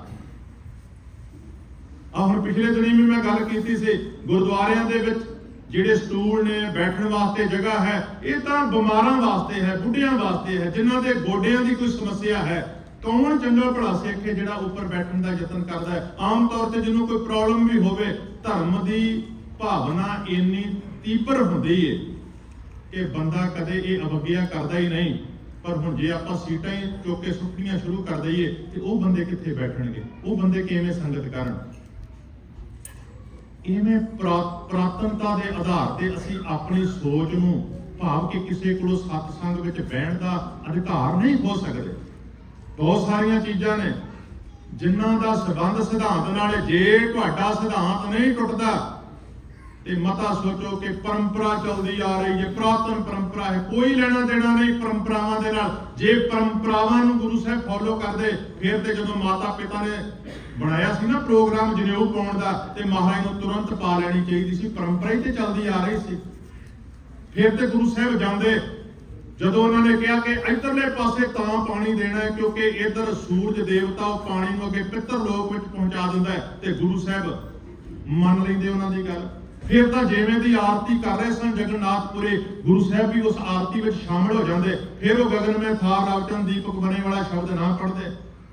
ਫਿਰ ਤੇ ਜੇ ਮਸਜਿਦ ਦੇ ਵਿੱਚ ਜਾਂਦੇ ਤੇ ਜਿਵੇਂ ਦੀ ਨਮਾਜ਼ ਉਹ ਪੜ੍ਹ ਰਹੇ ਸਨ, ਉਹ ਐਕਸਰਸਾਈਜ਼ ਗੁਰੂ ਸਾਹਿਬ ਪ੍ਰਵਾਨ ਕਰ ਲੈਂਦੇ। ਫਿਰ ਉਹਨੂੰ ਕਹਿਣਾ ਨਾ ਪੈਂਦਾ ਕਿ ਕੇਵਲ ਸਰੀਰਕ ਐਕਸਰਸਾਈਜ਼ ਕਰਨ ਨਾਲ ਕੁਝ ਨਹੀਂ ਜੇ ਹੋਣਾ। ਜਦੋਂ ਤੱਕ ਧਰਮ ਦੀ ਸਿੱਖਿਆ ਦੇ ਵਿੱਚ ਤੁਹਾਡਾ ਮਨ ਨਹੀਂ ਜੁੜਦਾ, ਤੁਸੀਂ ਮਸਜਿਦ ਵਿੱਚ ਬੈਠੇ ਹੋ ਪਰ ਤੁਹਾਡਾ ਮਨ, ਤੁਹਾਡੀ ਕੁਰਾਨ ਦੀ ਸੋਚ, ਸਿੱਖਿਆ ਦੇ ਨਾਲ ਜੁੜਿਆ ਹੋਇਆ ਨਹੀਂ, ਤੁਸੀਂ ਕੇਵਲ ਸਰੀਰਕ ਐਕਸਰਸਾਈਜ਼ ਕਰ ਰਹੇ ਹੋ। ਅੱਜ ਵੀ ਖਿਆਲ ਕਰਿਓ, ਜੇ ਆਪਾਂ ਗੁਰਦੁਆਰੇ ਬੈਠੇ ਹਾਂ, ਸਾਡੇ ਤੇ ਵੀ ਉਹੀ ਗੱਲ ਲਾਗੂ ਹੁੰਦੀ ਹੈ। ਗੁਰਦੁਆਰੇ ਬੈਠੇ ਹੋਏ ਸਿੱਖ ਦਾ ਮਨ ਜੇ ਗੁਰੂ ਦੇ ਗਿਆਨ ਨਾਲ, ਗੁਰੂ ਦੀ ਮੱਤ ਦੇ ਨਾਲ ਨਹੀਂ ਜੁੜਿਆ ਹੋਇਆ ਤੇ ਅਸੀਂ ਵੀ ਉਹਨਾਂ ਮੁਸਲਮਾਨਾਂ ਵਰਗੇ ਹੀ ਹਾਂ ਜਿਹੜੇ ਨਮਾਜ਼ ਪੜ੍ਹ ਰਹੇ ਸਨ, ਪਰ ਨਮਾਜ਼ ਦੇ ਵਿੱਚ ਉਹਨਾਂ ਦਾ ਮਨ ਨਹੀਂ ਸੀ ਜੁੜਿਆ ਹੋਇਆ। ਤੇ ਜੇ ਆਪਾਂ ਉਵੇਂ ਹੀ ਉਹਨਾਂ ਨਮਾਜ਼ੀਆਂ ਵਾਂਗੂ ਹੀ ਗੁਰਦੁਆਰੇ ਆਉਂਦੇ ਹਾਂ, ਫਿਰ ਆਪਾਂ ਪੁਰਾਣੇ ਹੋਏ ਕਿ ਨਵੇਂ ਹੋਏ? ਜੇ ਅਸੀਂ ਉਹਨਾਂ ਵਾਂਗੂ ਹੀ ਤੀਰਥ ਨਹਾ ਰਹੇ ਹਾਂ ਇਹ ਸਮਝ ਕੇ ਸਾਡੇ ਪਾਪ ਕੱਟੇ ਜਾਣਗੇ ਤੇ ਬਹੁੜ ਕਮਾਵੇਂ ਹੋਏ ਨਿਸੰਗ ਕੇ ਹੁਣ ਬਿਲਕੁਲ ਸਾਫ਼ ਹੋ ਗਏ ਹਾਂ, ਹੁਣ ਨਵੇਂ ਸਿਰੋਂ ਆਪਾਂ ਪਾਪ ਕਰ ਸਕਦੇ ਹਾਂ। ਤੇ ਮਹਾਰਾਜ ਕਹਿੰਦੇ ਨੇ ਬਹੁੜ ਕਮਾਵੇਂ ਹੋਏ ਨਿਸੰਗ, ਸੰਗ ਲਾ ਕੇ ਫਿਰ ਬੰਦਾ ਨਵੇਂ ਪਾਪ ਕਰਨੇ ਸ਼ੁਰੂ ਕਰ ਦਿੱਤੇ। ਬੰਦਾ ਕਰ ਦੇਵੇ, ਦੱਸੋ ਫਿਰ ਬੰਦਾ ਨਵਾਂ ਹੋਇਆ ਕਿ ਪੁਰਾਣਾ? ਫਿਰ ਕਾਹਦੇ ਅਸੀਂ ਨਵੇਂ ਹੋਏ? ਜੇ ਉਹੀ ਸੋਚ ਰੱਖਣੀ ਹੈ, ਜੇ ਆਪਾਂ ਪਿੱਪਲ ਦੀ ਪੂਜਾ ਦਾ ਖੰਡਨ ਕਰਕੇ, ਰੁੱਖਾਂ ਦੀ ਪੂਜਾ ਦਾ ਖੰਡਨ ਕਰਕੇ, ਗੁਰੂ ਕੀਆਂ ਬੇਰੀਆਂ, ਦਾਤਨ ਸਾਹਿਬ, ਇੱਥੇ ਗੁਰੂ ਸਾਹਿਬ ਨੇ ਦਾਤਨ ਗੱਡੀ ਸੀ, ਰੁੱਖ ਬਣ ਗਿਆ, ਹੁਣ ਦਾਤਨ ਸਾਹਿਬ ਉਸ ਰੁੱਖ ਨੂੰ ਮੱਥਾ ਟੇਕੀ ਜਾਈਏ, ਕਿਸੇ ਜੰਡ ਨੂੰ ਮੱਥਾ ਰਗੜੀ ਜਾਈਏ, ਫਿਰ ਦੱਸੋ ਅਸੀਂ ਨਵੇਂ ਹੋਏ ਕਿ ਪੁਰਾਣੇ? ਪੂਜਾ ਤੇ ਰੁੱਖ ਦੀ ਕਰ ਰਹੇ ਹਾਂ ਨਾ, ਸਨਮਾਨ ਤੇ ਰੁੱਖ ਦਾ ਹੀ ਕਰੀ ਜਾ ਰਹੇ ਹਾਂ। ਜੇ ਕਬਰਾਂ ਦੀ ਪੂਜਾ, ਮੜੀ ਮੱਟ ਭੂਲ ਨਾ ਮਾਨੇ ਦੀ ਗੱਲ ਆਪਾਂ ਕਹਿੰਦੇ ਹਾਂ ਕਿ ਮਰਿਆਦਾ ਦੇ ਵਿੱਚ ਲਿਖਿਆ ਹੋਇਆ ਹੈ, ਦੁਬਦਾ ਨਾ ਪੜੋ, ਹੋਰ ਨਾ ਪੂਜੋ, ਮੜੇ ਮਸਾਨ ਨਾ ਜਾਏ। ਖਿਆਲ ਕਰਿਓ, ਜੇ ਮੜੀਆਂ ਤੇ ਮੱਥਾ ਟੇਕਣਾ, ਕਬਰਾਂ ਤੇ ਮੱਥਾ ਟੇਕਣਾ ਮਾੜਾ ਹੈ ਤੇ ਥੜਿਆਂ ਤੇ ਮੱਥਾ ਟੇਕਣਾ ਪ੍ਰਵਾਨ? ਕਿੰਨੇ ਸਿੱਖ ਨੇ ਜਿਹੜੇ ਥੜਿਆਂ ਤੇ ਨੱਕ ਰਗੜਦੇ ਫਿਰਦੇ ਨੇ। ਖਿਮਾ ਕਰਿਓ, ਜੇ ਅਸੀਂ ਨਵੇਂ ਹੁੰਦੇ ਤੇ ਸ਼੍ਰੋਮਣੀ ਗੁਰਦੁਆਰਾ ਪ੍ਰਬੰਧਕ ਕਮੇਟੀ ਨੂੰ ਗੁਰਦੁਆਰਾ ਕੰਧ ਸਾਹਿਬ ਬਟਾਲਾ, ਉਹ ਕੰਧ ਜਿਹੜੀ ਯਾਦ ਸੀ ਉਸ ਇਤਿਹਾਸਕ ਘਟਨਾ ਦੇ ਕਿ ਜਦੋਂ ਗੁਰੂ ਨਾਨਕ ਸਾਹਿਬ ਜੀ ਨੇ ਕਿਹਾ ਮੇਰੀ ਮਾਨਤਾ ਨਹੀਂ ਹੈ ਇਸ ਤੁਹਾਡੇ ਵਿਸ਼ਵਾਸ ਤੇ, ਤੁਹਾਡੇ ਅਗਨ ਦੇਵਤਾ ਤੇ ਮੇਰੀ ਕੋਈ ਮਾਨਤਾ ਨਹੀਂ, ਮੈਂ ਕਿਉਂ ਆਪਣੀ ਪਤਨੀ ਦੇ ਨਾਲ ਕਮਿਟਮੈਂਟ ਲੈਣ ਲੱਗਿਆ, ਅੱਗ ਦੇ ਫੇਰੇ ਲਵਾਂ ਜਦੋਂ ਮੈਂ ਇਹਨੂੰ ਦੇਵਤਾ ਹੀ ਨਹੀਂ ਮੰਨਦਾ। ਰੌਲਾ ਪੈ ਗਿਆ, ਬਾਬੇ ਨੂੰ ਕੰਧ ਥੱਲੇ ਦੇ ਕੇ ਮਾਰਨ ਦਾ ਉਹਨਾਂ ਨੇ ਯਤਨ ਕੀਤਾ। ਅੱਜ ਵੀ ਤੇ ਵੇਖੋ ਕੋਈ ਨਵੀਂ ਗੱਲ ਕਰਦਾ ਤੇ ਲੋਕ ਉਹਦੀ ਜਾਨ ਦੇ ਵੈਰੀ ਬਣ ਜਾਂਦੇ ਨੇ। ਬਾਬੇ ਨਾਨਕ ਦੇ ਉੱਪਰ ਕੰਧ ਸੁੱਟਣ ਦਾ ਉਹਨਾਂ ਨੇ ਯਤਨ ਕੀਤਾ, ਉਹ ਵਾਹਿਗੁਰੂ ਦੀ ਐਸੀ ਕਿਰਪਾ ਰਹੇ ਕਿ ਕੰਧ ਅੱਜ ਤੱਕ ਬਿਰਾਜਮਾਨ ਹੈ। ਪਰ ਖਿਆਲ ਕਰਿਓ, ਜੇ ਅਸੀਂ ਨਵੇਂ ਹੁੰਦੇ ਤੇ ਸ਼੍ਰੋਮਣੀ ਕਮੇਟੀ ਨੂੰ ਉਹ ਕੰਧ ਕੱਚ ਦੇ ਵਿੱਚ ਮੜਨ ਦੀ ਲੋੜ ਨਹੀਂ ਸੀ ਪੈਣੀ, ਕਿਉਂਕਿ ਸਿੱਖ ਕੰਧ ਖਾਣ ਲੱਗ ਪਏ ਸਨ। ਤੋੜ ਕੇ ਕੰਧ ਦੀ ਮਿੱਟੀ ਪ੍ਰਸ਼ਾਦ ਵਜੋਂ ਉਹਨਾਂ ਨੇ ਖਾਣੀ ਸ਼ੁਰੂ ਕਰ ਦਿੱਤੀ। ਕੰਧ ਨਿੱਕੀ ਹੁੰਦੀ ਜਾਵੇ, ਕੰਧ ਇਹ ਨਾ ਹੋਵੇ ਕੰਧ ਹੀ ਨਾ ਬਚੇ। ਹਾਰ ਕੇ ਸ਼੍ਰੋਮਣੀ ਕਮੇਟੀ ਨੂੰ ਕੰਧ ਨੂੰ ਸ਼ੀਸ਼ੇ ਦੇ ਵਿੱਚ ਮੜ ਦਿੱਤਾ। ਇਹਦਾ ਅਰਥ ਹੋਇਆ ਕਿ ਅਜੇ ਵੀ ਆਪਾਂ ਪੁਰਾਣੇ ਹਾਂ। ਸਿਰਫ ਇਹ ਤਾਂ ਉਹ ਹਾਲ ਹੈ ਜਿਵੇਂ ਕਹਿੰਦੇ ਨੇ ਕਿ ਸ਼ਰਾਬ ਦੀ ਬੋਤਲ ਦਾ ਬਾਹਰਲਾ ਜਿਹੜਾ ਲੇਬਲ ਹੈ ਉਹਨੂੰ ਉਤਾਰ ਕੇ ਉਹਦੇ ਉੱਪਰ ਕਿਸੇ ਨੇ ਸ਼ਰਬਤ ਦਾ ਲੇਬਲ ਲਗਾ ਦਿੱਤਾ। ਕਿ ਸ਼ਰਾਬ ਦੀ ਬੋਤਲ ਦਾ ਸ਼ਰਾਬ ਵਾਲਾ ਲੇਬਲ ਉਤਾਰ ਕੇ ਜੇ ਅੰਮ੍ਰਿਤ ਵਾਲਾ ਜਾਂ ਸ਼ਰਬਤ ਵਾਲਾ ਲਾ ਦਿਓਗੇ ਤੇ ਕੀ ਉਹਦੇ ਅੰਦਰ ਜਿਹੜਾ ਮਾਲ ਹੈ ਉਹਦੀ ਤਸਵੀਰ ਬਦਲ ਜਾਏਗੀ? ਕੇਵਲ ਪੱਗ ਬੰਨਣ ਦੇ ਨਾਲ, ਕੇਸ ਰੱਖਣ ਦੇ ਨਾਲ, ਗਾਤਰੇ ਕਿਰਪਾਨ ਪਾਉਣ ਦੇ ਨਾਲ ਥੋੜੀ ਅਸੀਂ ਸਿੱਖ ਬਣ ਸਕਦੇ ਹਾਂ। ਨਵੇਂ ਯੁੱਗ ਦਾ ਧਰਮ ਕਹਿ ਕੇ ਗੱਲ ਨਹੀਂ ਮੰਨਣੀ ਜਦੋਂ ਤੱਕ ਅਸੀਂ ਬਾਬੇ ਨਾਨਕ ਦੀ ਨਵੀਨਤਾ ਨੂੰ ਨਹੀਂ ਅਪਣਾਉਂਦੇ। ਇਸ ਰੂਪ ਦੇ ਨਾਲ ਅਸੀਂ ਨਵੇਂ ਨਹੀਂ ਜੇ ਸਾਡੀ ਸੋਚ ਨਹੀਂ ਬਦਲਦੀ। ਮੈਂ ਇੱਥੇ ਕਥਾ ਕਰਦਿਆਂ ਕਈ ਵਾਰ ਕਿਹਾ, ਇੱਕ ਭਾਈ ਦਵਿੰਦਰ ਸਿੰਘ ਆਰਟਿਸਟ ਨੇ, ਖਰੜ ਦੇ ਰਹਿਣ ਵਾਲੇ ਨੇ, ਉਹਨਾਂ ਨੇ 1995 ਮੈਂ ਪਹਿਲੀ ਵਾਰ ਜਦੋਂ ਵੇਖੀ, ਉਹਨਾਂ ਨੇ ਸਿੱਖ ਅਜਾਇਬ ਘਰ ਦੀਆਂ ਤਸਵੀਰਾਂ 1995 ਜਦੋਂ ਵਿਸ਼ਵ ਸਿੱਖ ਸੰਮੇਲਨ ਹੋਇਆ ਅੰਮ੍ਰਿਤਸਰ ਸਾਹਿਬ ਵਿਖੇ, ਉਹਨਾਂ ਨੇ ਐਗਜ਼ੀਬਿਸ਼ਨ ਲਾਈ ਸੀ ਤੇ ਮੈਂ ਵੇਖਿਆ ਇੱਕ ਤਸਵੀਰ ਬੜੀ ਕਮਾਲ ਦੀ, ਨੀਲੀ ਪੱਗ, ਬੜੀ ਸੋਹਣੀ ਨੀਲੀ ਪੱਗ ਬੰਨੀ ਹੋਈ ਹੈ, ਗਾਤਰੇ ਕਿਰਪਾਨ ਨਜ਼ਰ ਆ ਰਹੀ ਹੈ, ਨਾਲ ਉਹਨਾਂ ਦੀ ਵਾਈਫ ਬੜੀ ਸੋਹਣੀ ਕੇਸਕੀ ਸਜਾਈ, ਦੋਵੇਂ ਗੁਰਸਿੱਖ, ਉਹਨਾਂ ਨੇ ਨੀਲੇ ਰੰਗ ਦੀ ਚੁੰਨੀ ਕੇਸਕੀ ਦੇ ਉੱਪਰੋਂ ਦੀ ਲਈ ਹੋਈ ਹੈ। ਕਿਸੇ ਨੇ ਸ਼ਾਇਦ ਤੁਹਾਡੇ ਵਿੱਚੋਂ ਉਹਨਾਂ ਦਾ ਅਜਾਇਬ ਘਰ ਦੇਖਿਆ ਹੋਵੇ ਜਾਂ ਕਿਤੇ ਛਪੀ ਹੋਈ ਤਸਵੀਰ ਵੇਖੀ ਹੋਵੇ, ਬੜੀ ਸੋਹਣੀ ਤਸਵੀਰ। ਪਰ ਉਹਦੇ ਬਾਅਦ ਨਾਲ ਸੋਹਣੀ ਤਸਵੀਰ ਵਿੱਚ ਇੱਕ ਬੜੀ ਕਮਾਲ ਦੀ ਗੱਲ ਉਹਨੇ ਕੀਤੀ, ਜਿਹੜੀ ਪੱਗ ਸੀ ਉਹਦੇ ਵਿੱਚ ਇੱਕ ਗੋਲ ਛੋਟਾ ਜਿਹਾ ਬੇਸ ਚਿੱਟੇ ਰੰਗ ਦਾ ਬਣਾ ਕੇ ਉਹਦੇ ਵਿੱਚ ਇੱਕ ਬ੍ਰਾਹਮਣ ਬਣਾ ਦਿੱਤਾ, ਉਹਦੀ ਲੰਬੀ ਪੂਛ ਬਣਾ ਦਿੱਤੀ ਤੇ ਉਹਨਾਂ ਨੇ ਸਿੰਬੋਲਿਕ ਢੰਗ ਨਾਲ ਦੱਸਣ ਦਾ ਯਤਨ ਕੀਤਾ ਕਿ ਬਾਹਰੋਂ ਭਾਵੇਂ ਇਹ ਸਿੱਖ ਹੈ ਪਰ ਆ ਜਿਹੜਾ ਬ੍ਰੇਨ ਹੈ ਇਹਦਾ ਉਹ ਕੀ ਹੈ? ਪੁਜਾਰੀ ਵਾਲਾ। ਬ੍ਰਾਹਮਣ ਦਾ ਅਰਥ ਜ਼ਾਤ ਨਹੀਂ, ਪੁਜਾਰੀ। ਉਹ ਜਿਹਨੂੰ ਪ੍ਰਾਤਨਤਾ ਕਹਿੰਦੇ ਨੇ, ਉਹ ਜਿਹੜਾ ਪੁਰਾਣਾਪਨ ਹੈ, ਪਖੰਡ, ਕਰਮਕਾਂਡ, ਉਹ ਜੋ ਦੱਸਦਾ ਸੀ ਕਿ ਫਲਾਣੇ ਦੁੱਖ ਨੂੰ ਖਤਮ ਕਰਨ ਵਾਸਤੇ ਆਹ ਮੰਤਰ ਪੜੋ, ਫਲਾਣੀ ਤਕਲੀਫ ਨੂੰ ਦੂਰ ਕਰਨ ਵਾਸਤੇ ਐਵੇਂ ਪੀੜੇ ਕਰਕੇ ਦਿੰਦਾ ਸੀ, ਦੁੱਧ ਵੱਧ ਜਾਏਗਾ, ਮੁੰਡੇ ਬਣਦਾ ਫਿਰਦਾ ਸੀ ਮੰਤਰਾਂ ਦੇ ਰਾਹੀਂ, ਕਈ ਪ੍ਰਕਾਰ ਦੇ ਪਾਠ ਲਈ ਫਿਰਦਾ ਸੀ। ਖਿਮਾ ਕਰਿਓ ਜੇ ਆਪਾਂ ਨਵੇਂ ਹਾਂ ਕਿ ਆਪਾਂ ਇਹਨਾਂ ਚੀਜ਼ਾਂ ਨੂੰ ਆਪਣੇ ਜੀਵਨ ਵਿੱਚ ਅਪਣਾ ਨਹੀਂ ਲੈ। ਅੱਜ ਤੁਸੀਂ ਮਾਰਕੀਟ ਵਿੱਚ ਜਾਓ, ਤੁਹਾਨੂੰ ਉਹ ਗੁਟਕੇ ਮਿਲ ਜਾਣਗੇ, ਦੁੱਖ ਭੰਜਣੀ ਰੂਪੀ ਗੁਟਕੇ ਮਿਲ ਜਾਣਗੇ, ਜਿਨ੍ਹਾਂ ਦੇ ਉੱਪਰ ਸ਼ਬਦਾਂ ਦੇ ਉੱਪਰ ਲਿਖੇ ਇਸ ਸ਼ਬਦ ਨੂੰ ਇੰਨੀ ਵਾਰ ਪੜ੍ਹਨ ਦੇ ਨਾਲ ਮੁੰਡਾ ਹੋਏਗਾ, ਇਸ ਸ਼ਬਦ ਨੂੰ ਮੱਝ ਦੇ ਲਾਗੇ ਜਾ ਕੇ ਇੰਨੀ ਵਾਰ ਪੜ੍ਹੋਗੇ ਉਹਦਾ ਦੁੱਧ ਵੱਧ ਜਾਏਗਾ। ਲਿਖਿਆ ਨਹੀਂ ਖਿਮਾ ਕਰਿਓ, ਸ਼ਬਦ ਉਹੋ ਜਿਹਾ ਹੈ ਪਰ ਕਹਿਣਾ ਪਏਗਾ। ਇੱਥੋਂ ਤੱਕ ਕੁਝ ਸ਼ਬਦਾਂ ਦੇ ਉੱਪਰ ਲਿਖਿਆ ਹੈ, ਇਸ ਸ਼ਬਦ ਨੂੰ ਇੰਨੀ ਵਾਰ ਪੜ੍ਹਨ ਦੇ ਨਾਲ ਇਸਤਰੀ ਵਸ ਵਿੱਚ ਆ ਜਾਏਗੀ, ਇਸ ਸ਼ਬਦ ਨੂੰ ਇੰਨੀ ਵਾਰ ਪੜ੍ਹਨ ਦੇ ਨਾਲ ਮਰਦ ਵਸ ਵਿੱਚ ਆ ਜਾਏਗਾ। ਕਮਾਲ ਹੈ। ਫਿਰ ਅਸੀਂ ਕਹਿੰਦੇ ਹਾਂ ਆਪਾਂ ਨਵੇਂ ਹਾਂ। ਮੈਂ ਨਾ ਕੱਲ ਵੀਰਾਂ ਦੇ ਨਾਲ ਗੱਲ ਕਰ ਰਿਹਾ ਸਾਂ, ਅੱਜ ਕੁਦਰਤੀ ਸੁਭਾਵਕ ਤੁਸੀਂ ਅੱਜ ਚੰਦ ਜਣੇ ਬੈਠੇ ਹੋ ਸੁਣ ਰਹੇ ਹੋ, ਨਹੀਂ ਤੇ ਨਵੇਂ ਸਾਲ ਦਾ ਦੀਵਾਨ ਹੋਵੇ, ਖਾਸ ਤੌਰ ਤੇ ਰਾਤ ਦਾ ਤੇ ਖਾਸ ਤੌਰ ਤੇ ਦੀਵਾਲੀ ਦਾ, ਜਦੋਂ ਲਾਈਨ ਬਹੁਤ ਲੰਬੀ ਹੁੰਦੀ ਹੈ ਤੇ ਅੰਦਰ ਬੈਠੇ ਚੰਦ ਕ ਜਾਣੇ ਹੁੰਦੇ ਨੇ, ਤੇ ਮੈਂ ਹੱਸ ਰਿਹਾ ਸਾਂ। ਉਦੋਂ ਫਿਰ ਜੇ ਕਿਤੇ ਮੇਰੇ ਵਰਗੇ ਨੂੰ ਬੋਲਣਾ ਪਵੇ, ਬੋਲਿਆ ਨਹੀਂ ਜਾਂਦਾ ਕਿ ਕਿਹਨੂੰ ਸੁਣਾਉਣਾ ਹੈ, ਪਰ ਉਦੋਂ ਨਾ ਐਵੇਂ ਮਹਿਸੂਸ ਹੁੰਦਾ ਜਿਵੇਂ ਉਹ ਤੁਸੀਂ ਦੇਖਿਆ ਨਾ ਕਈ ਵਾਰ ਉਹ ਚੁਰਾਹੇ ਦੇ ਉੱਪਰ ਫੁੱਲ ਵੇਚਣ ਵਾਲੀਆਂ ਭੈਣਾਂ ਜਾਂ ਵੀਰ ਉਹ ਫੁੱਲ ਵੇਚ ਰਹੇ ਹੁੰਦੇ ਨੇ ਤੇ ਕਾਰ ਵਾਲਾ ਕਹਿੰਦਾ ਨਹੀਂ ਮੈਂ ਲੈਣੇ, ਜਾਂ ਕਈ ਥਾਵਾਂ ਦੇ ਉੱਤੇ ਕੋਈ ਨਾ ਕੋਈ ਕਿਸੇ ਸ਼ਹਿਰ ਦੇ ਵਿੱਚ ਉੱਥੋਂ ਦੀ ਕੋਈ ਖਾਸ ਵਸਤੂ ਹੁੰਦੀ ਹੈ, ਉਹ ਲੈ ਕੇ ਭੱਜੇ ਫਿਰਦੇ ਨੇ ਅੱਗੇ ਪਿੱਛੇ ਵੀ ਆਹ ਲੈ ਲਓ ਖਰੀਦ ਲਓ, ਤੇ ਬੰਦਾ ਨਹੀਂ ਮੈਨੂੰ ਲੋੜ ਨਹੀਂ ਮੈਨੂੰ ਲੋੜ ਨਹੀਂ। ਐਵੇਂ ਲੱਗਦਾ ਵੀ ਜਦੋਂ ਦੀਵਾਲੀ ਦਾ ਸਮਾਗਮ ਹੁੰਦਾ ਹੈ, ਜਿਹੜੀ ਲਾਈਨ ਲੱਗੀ ਹੁੰਦੀ ਹੈ, ਆਪਾਂ ਕਹਿੰਦੇ ਐਵੇਂ ਕਰੋ ਸਿੱਖੀ ਆਹ ਕਹਿੰਦੀ ਹੈ, ਤੇ ਉਹ ਐਵੇਂ ਮੱਥਾ ਟੇਕ ਕੇ ਜਾਂਦੇ ਨਹੀਂ ਸਾਨੂੰ ਲੋੜ ਨਹੀਂ ਸਾਨੂੰ ਲੋੜ। ਜਦੋਂ ਤੱਕ ਸੰਗਤ ਨੂੰ ਸਿੱਖ ਧਰਮ ਦੀ ਰੀੜ ਦੀ ਹੱਡੀ ਅਸੀਂ ਮੰਨਣਾ ਸ਼ੁਰੂ ਨਹੀਂ ਕਰਦੇ, ਜਦੋਂ ਤੱਕ ਸਿੱਖ ਧਰਮ ਦਾ ਸਭ ਤੋਂ ਵਿਸ਼ੇਸ਼ ਧਾਰਮਿਕ ਕਰਮ ਸਤ ਸੰਗਤ ਨੂੰ ਮੰਨਣਾ ਨਹੀਂ ਸ਼ੁਰੂ ਕਰਦੇ, ਉਦੋਂ ਤੱਕ ਅਸੀਂ ਨਵੇਂ ਨਹੀਂ ਬਣ ਸਕਦੇ। ਕਿਉਂਕਿ ਨਵਾਂ ਕੋਈ ਬਣਦਾ ਹੈ ਸੁਭਾਅ ਕਰਕੇ, ਸੋਚ ਕਰਕੇ, ਵਿਚਾਰਾਂ ਕਰਕੇ।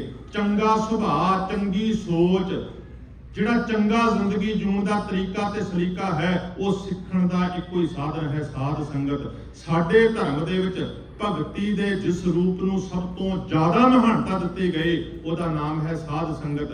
ਕਰਮ ਕਾਂਡਾਂ ਦੀ ਇੱਕ ਲੰਬੇਰੀ ਲਿਸਟ ਪੰਜਵੇਂ ਪਾਤਸ਼ਾਹ ਜੀ ਨੇ ਬਣਾਈ, ਉਹ ਸ਼ਬਦ ਪੜ੍ਹ ਲਓ ਜਿਹਦੇ ਵਿੱਚ ਲਿਖਿਆ ਹੈ ਪਾਠ ਪੜਿਓ ਔਰ ਵੇਦ ਵਿਚਾਰਿਓ। ਸਾਰਾ ਸ਼ਬਦ ਕੱਢ ਕੇ ਤੁਸੀਂ ਪੜਿਓ, ਅਖੀਰ ਤੇ ਜਾ ਕੇ ਜਦੋਂ ਆਪਣੀ ਗੱਲ ਕੀਤੀ, ਕਹਿੰਦੇ ਹਰ ਕੀਰਤ ਸਾਧ ਸੰਗਤ ਹੈ, ਸਿਰ ਕਰਮਨ ਕੇ ਕਰਮਾ, ਸਿਰ ਕਰਮਨ ਕੇ ਕਰਮਾ, ਕਹੋ ਨਾਨਕ ਤਿਸ ਭਇਓ ਪ੍ਰਾਪਤ ਜਿਸ ਪੁਰਬ ਲਿਖੇ ਕਾ ਲੈਣਾ।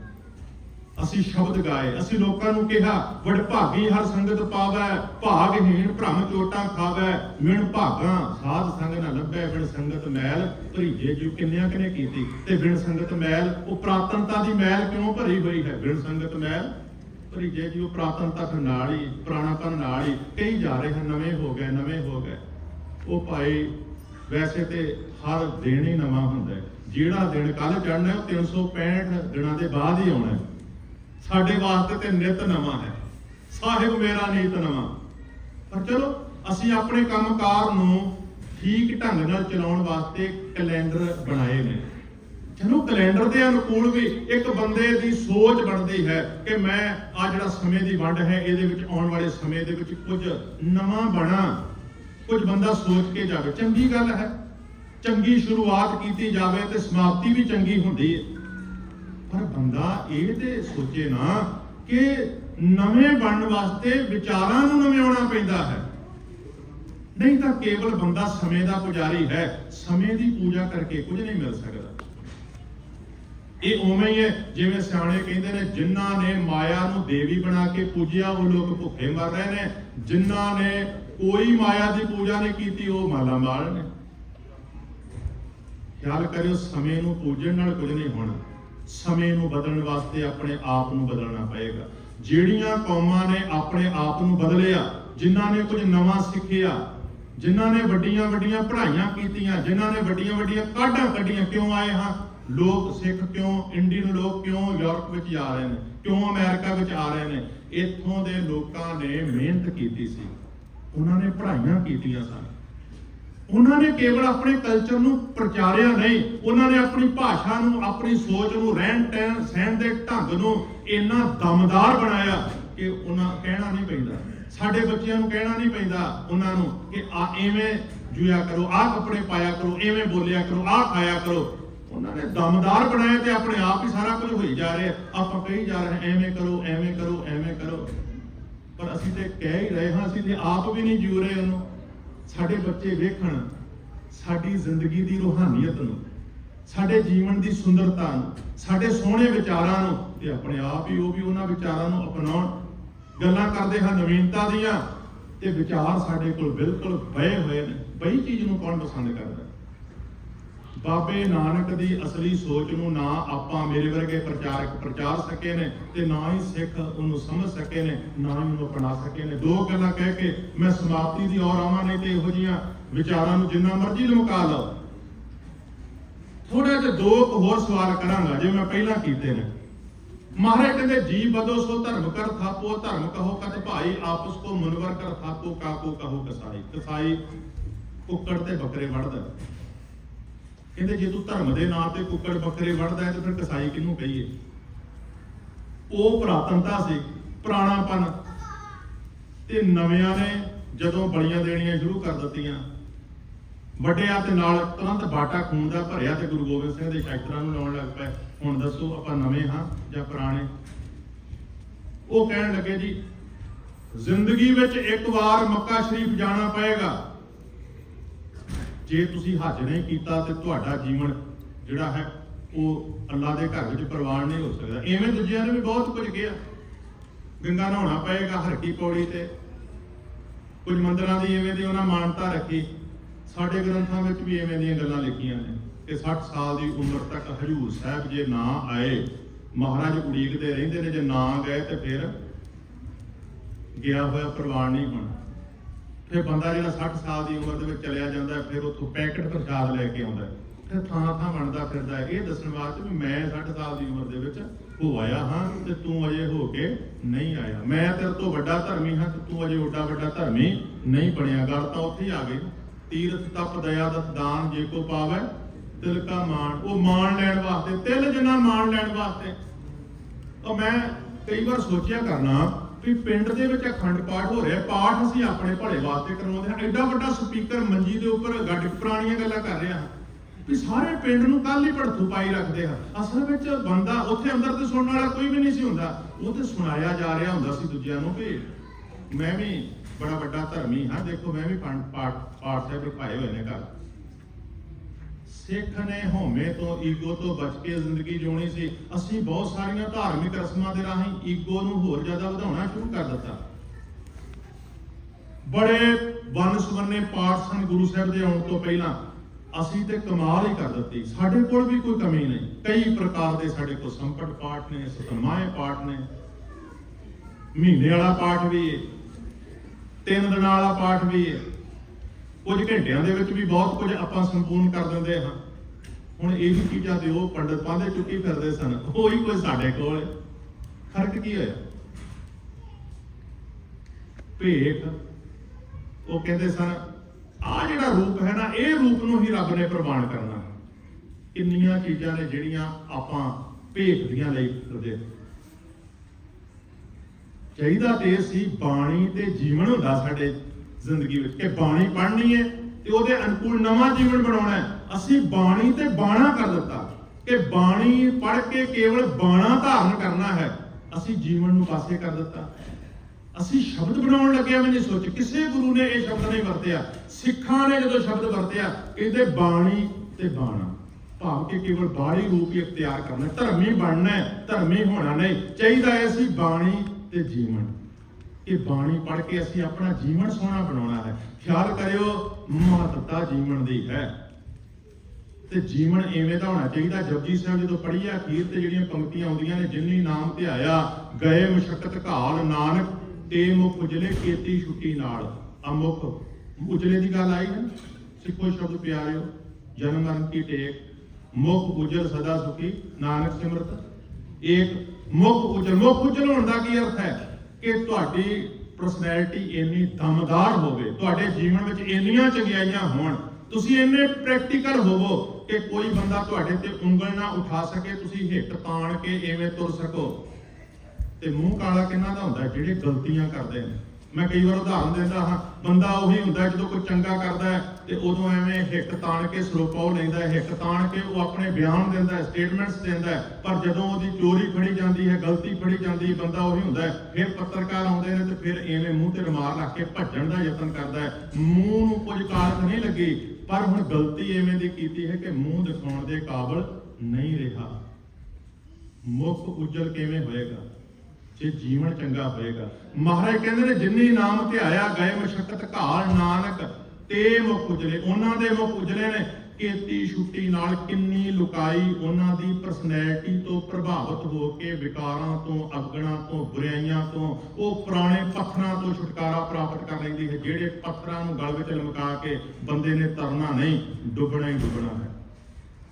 ਦੋ ਗੱਲਾਂ ਹੋਰ ਕਹਿਣਾ ਚਾਹੁੰਦਾ ਹਾਂ, ਨਾਲ ਹੀ ਸਮਾਪਤੀ ਕਰਾਂਗਾ।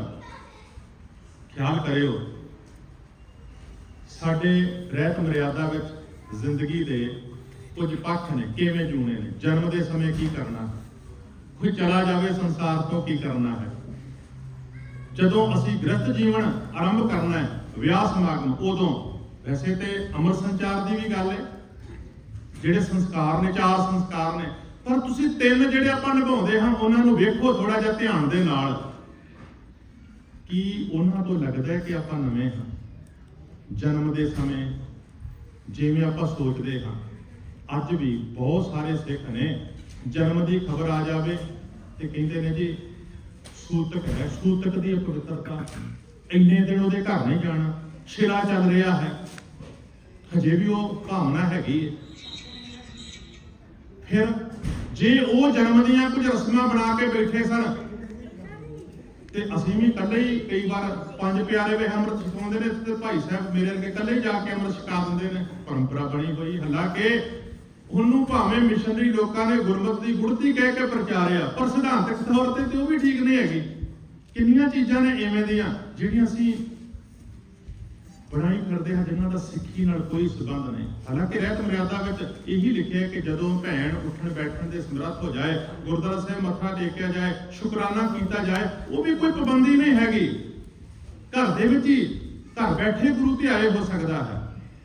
ਪਰ ਕਿੰਨੀਆਂ ਐਵੇਂ ਦੀਆਂ ਰਸਮਾਂ ਨੇ ਤੇ ਕਿੰਨੇ ਐਵੇਂ ਦੇ ਪਾਠ ਨੇ। ਪਹਿਲਾਂ ਤੇ ਔਲਾਦਾਂ ਨੂੰ ਲੈਣ ਵਾਸਤੇ ਉਹ ਪਾਠ ਕੀਤੇ ਜਾਂਦੇ ਨੇ, ਤੇ ਸਿਆਣੇ ਲੋਕ ਤੇ ਕਹਿੰਦੇ ਨੇ, ਵਿਚਾਰੀ ਬੇਬੇ ਨਾਨਕੀ ਨੇ ਇੱਕ ਵਾਰ ਵੀ ਬਾਬੇ ਨਾਨਕ ਨੂੰ ਨਹੀਂ ਕਿਹਾ ਕਿ ਮੇਰੇ ਘਰ ਦੇ ਵਿੱਚ ਔਲਾਦ ਨਹੀਂ ਹੈਗੀ, ਤੇ ਬਾਬੇ ਨੇ ਵੀ ਇੱਕ ਵਾਰ ਨਹੀਂ ਕਿਹਾ ਕਿ ਮੈਂ ਤੇਰੇ ਸਿਰ ਤੇ ਹੱਥ ਰੱਖ ਕੇ ਕੋਈ ਪਾਠ ਪੜਾਂਗਾ ਤੇ ਹੁਣ ਤੇਰੇ ਔਲਾਦ ਹੋ ਜਾਏਗੀ। ਉਹਨਾਂ ਨੇ ਤੇ ਇਹੀ ਕਿਹਾ ਕਿ ਭੈਣੇ ਆ ਮੇਰੇ ਪੁੱਤਰ ਤੇਰੇ ਹੀ ਤੇ ਪੁੱਤਰ ਨੇ। ਜਨਮ ਦੇ ਨਾਲ ਅਸੀਂ ਕਿੰਨਾ ਕੁਝ ਐਸਾ ਜੋੜਿਆ ਜਿਹਦਾ ਸਿੱਖੀ ਨਾਲ ਕੋਈ ਲੈਣਾ ਦੇਣਾ ਨਹੀਂ। ਮਰਨ ਦੀ ਗੱਲ ਕਰ ਲਓ, ਸਮਾਂ ਘਾਟੇ।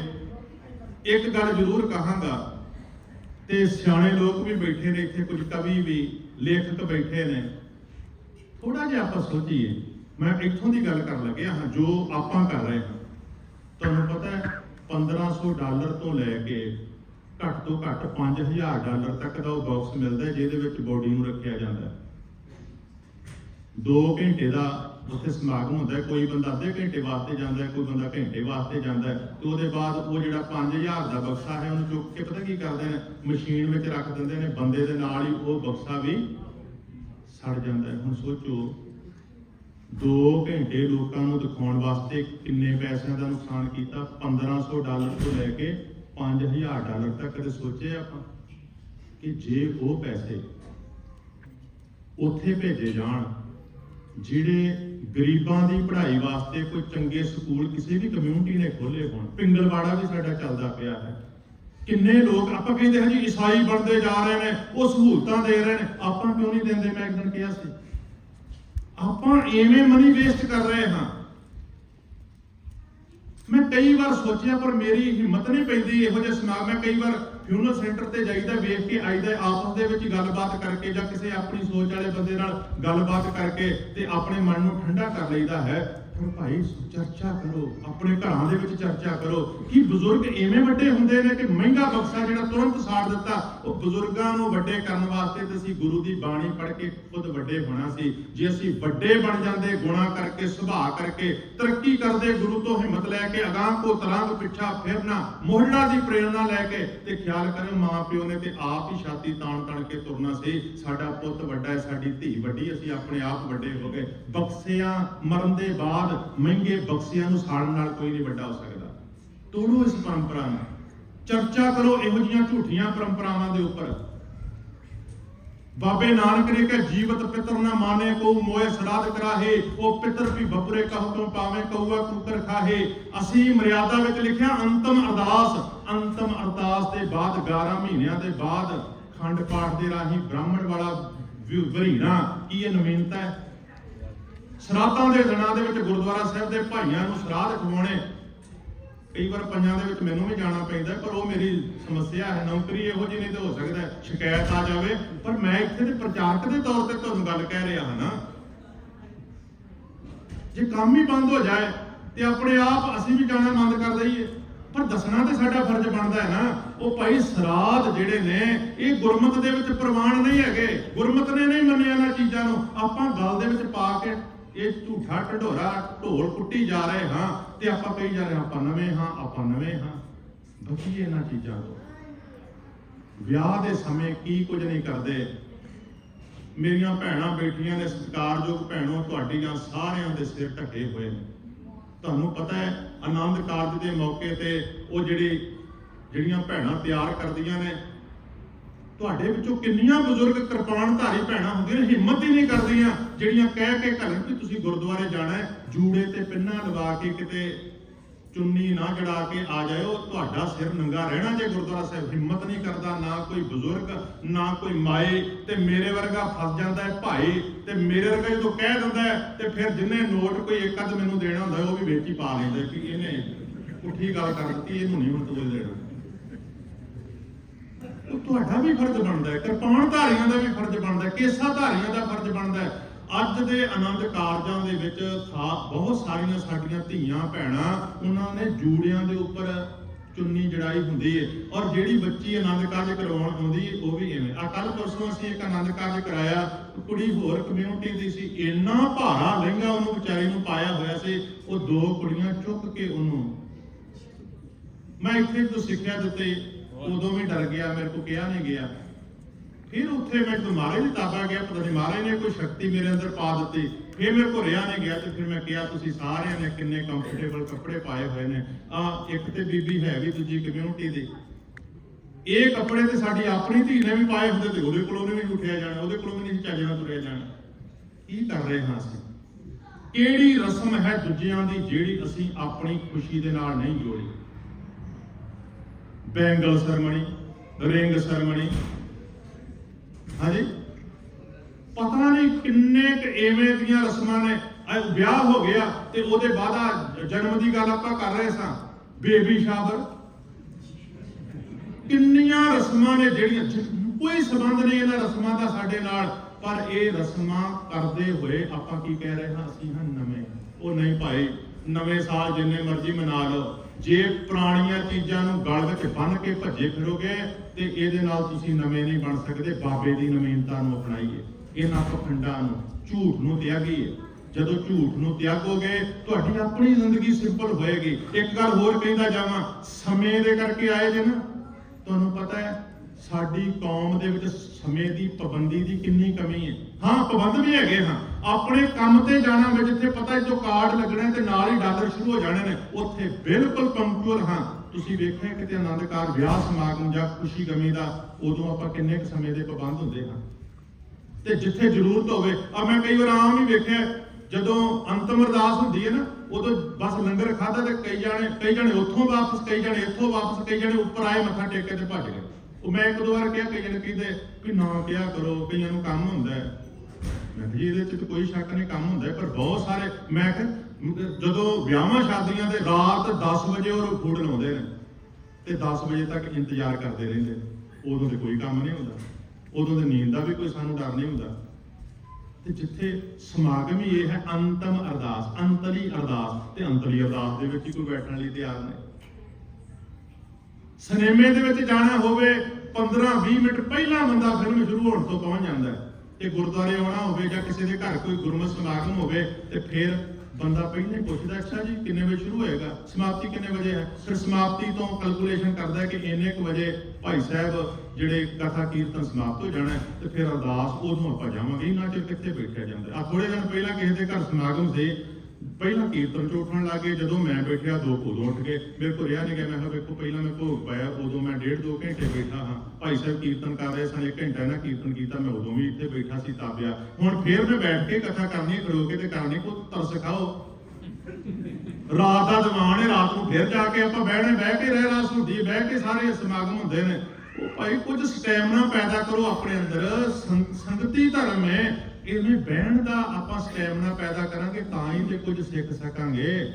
ਇਹ ਸਾਰੀਆਂ ਚੀਜ਼ਾਂ ਸਿੱਖ ਕੇ ਹੀ ਆਪਾਂ ਨਵੇਂ ਬਣ ਸਕਦੇ ਹਾਂ। ਇਹਦੇ ਤੋਂ ਬਿਨਾਂ ਭਾਈ ਸਾਰਾ ਕੁਝ ਪੁਰਾਣਾ ਹੈ। ਗੁਰੂ ਕਿਰਪਾ ਕਰੇ ਤੁਹਾਨੂੰ ਸਾਰਿਆਂ ਨੂੰ ਹੀ ਨਵਾਂ ਸਾਲ ਮੁਬਾਰਕ ਹੋਵੇ। ਭਾਵ ਤੁਹਾਡੇ ਜੀਵਨ ਦੇ ਵਿੱਚ ਨਵੀਨਤਾ, ਤੁਹਾਡੇ ਜੀਵਨ ਦੇ ਵਿੱਚ ਉਹ ਗੁਰਮਤਿ ਦੀਆਂ ਅਟੱਲ ਸੱਚਾਈਆਂ ਪ੍ਰਗਟ ਹੋ ਸਕਣ, ਜਿਨ੍ਹਾਂ ਸੱਚਾਈਆਂ ਨੂੰ ਫਿਰ ਸੰਸਾਰ ਨਮਸਕਾਰ ਕਰੇ, ਸਾਡੇ ਅੱਗੇ ਝੁਕੇ, ਮੰਨੇ ਕਿ ਬਾਬੇ ਨਾਨਕ ਦੀ ਸੋਚ ਬਿਲਕੁਲ ਨਵੀਨ ਹੈ। ਕੇਵਲ ਕਹਿਣ ਨਾਲ ਨਹੀਂ ਕਿ ਸਿੱਖੀ ਨਵੇਂ ਯੁੱਗ ਦਾ ਧਰਮ ਹੈ, ਆਪਾਂ ਨੂੰ ਕਰਕੇ ਦਿਖਾਉਣਾ ਚਾਹੀਦਾ ਹੈ। ਹੋਈਆਂ ਤੁਲਾਂ ਚੁੱਕਾਂ ਦੀ ਖਿਮਾ।